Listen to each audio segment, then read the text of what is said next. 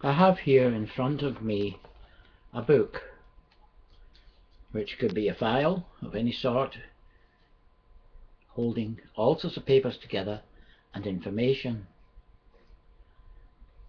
A file or a book like this, from a distance, can look like just about anything you want it to be, till you actually open it up, of course.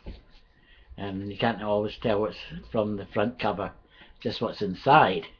Well, you can't judge a book by its cover. This is very, very true in this case, especially stamp collecting.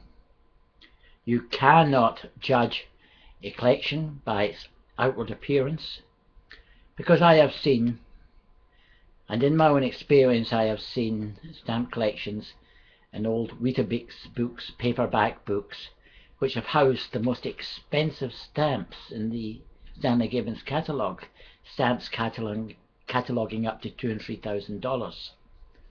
Well, that's just a very surprising facet of stamp collecting, that you can't really tell from outward appearances for anything in stamps.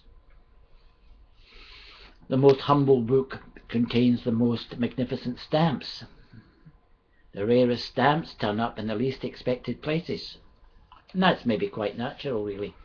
I'm holding here in front of me a New Zealand stamp collection, which was collected, I don't know when it was collected, but it was collected from around about 1860 onwards. The stamps were, but we don't know when the actual date the person pursued the hobby. It doesn't really matter, but it does give a magnificent vista of the early Queen Victoria. And even although in some catalogues these are very, very expensive stamps, they are perforated stamps, and they do catalogue, probably the catalogue value of this page is round about $200 to $300. But these days, with the market being the way it is, probably get this collection with other stamps, get the whole thing for a modest couple $100, and that's good, because we've got to start somewhere, and we're not all millionaires. We do still want some of the earlier stamps to fill those gaps.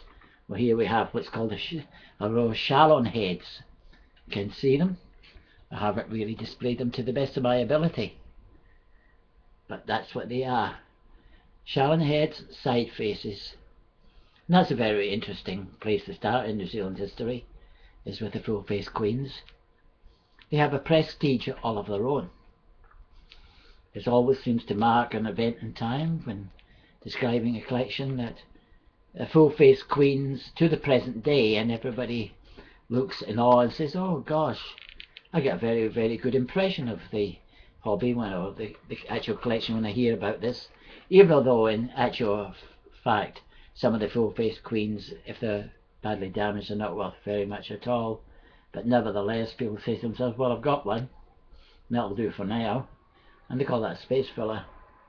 This book goes up to past the 1960 period.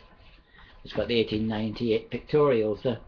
Not a very good example of the 1898 pictorials, but there again, that's all I can afford. I'd like to afford better ones, but then maybe that's all I just have to do. These put me in mind of the real stamps, the real good quality stamps, the mint unhinged and that, and these belong to the perfectionist and the people that can lay out the money. Edward, here's a very nice set of Edward here, and some of King George V's surface and recess. And this is a very nice period in New Zealand stamp collecting, and it's not easy to fill the gaps. No, sorry, it is easy to fill the gaps because there's not so many stamps, and it's easy to comprehend a period of history in like this, where they have stamps. We have what's called the victory set. Now this is got a sort of certain good ring about it, the victory set, the semantics of victory, the lion, carillon, the angels, and we just see here get a sort of peaceful feeling about everything's all right now, and we've got a set of stamps. The set of stamps have been coming up 2 years after the actual cessation of hostilities, but this in a way is indicates New Zealand's contribution to the First World War. Soldiers, people, and all the people who pulled together in those difficult years to overcome the oppression of the Kaiser. I'm closing now with the 1935 pictorials. We have lizards and mitre peaks, swordfish, Captain Cook and Mount Egmont. Airmails, beautiful. And I think to start a collection like this, you have the nucleus of a collection for around about $200, and you could always add to it, even though the stamps are not in top condition.